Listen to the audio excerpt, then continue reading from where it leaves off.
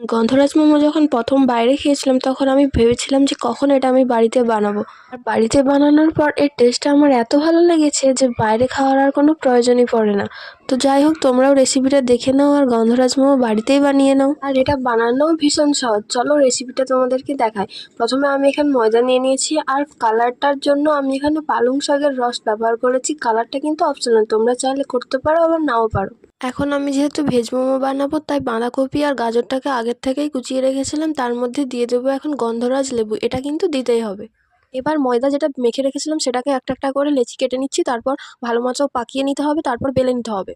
এবার সেই মিক্সচারটার মধ্যে আমি একটু লবণ দিয়ে দিচ্ছি, লবণটা লাস্টে দিচ্ছি যাতে জলটা বেশি বেরোতে না পারে।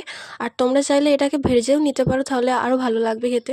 এবার এটাকে একটা মোমোর শেপ দিয়ে নিচ্ছি আমরা। তোমরা দেখতে পাচ্ছো আমার বুনি এখানে করছে, আমি ভালো শেপ করতে পারি না, তাই আমার বুনি এখানে করে দিচ্ছে। দেখো আমরা দুটো রকম দেখালাম তোমাদেরকে। এবার এটাকে 15 মিনিট মতো স্টিম করা হয়ে গেছে, তো স্টিমটা আমি আর দেখালাম না, এটা বড় ভিডিওতে তোমাদের জন্য আসবে। আর তোমরা যদি বড় ভিডিও দেখতে চাও আমি অবশ্যই লিংক দিয়ে দেবো, তোমরা সেখান থেকে দেখে নিও। চলো বাই বাই।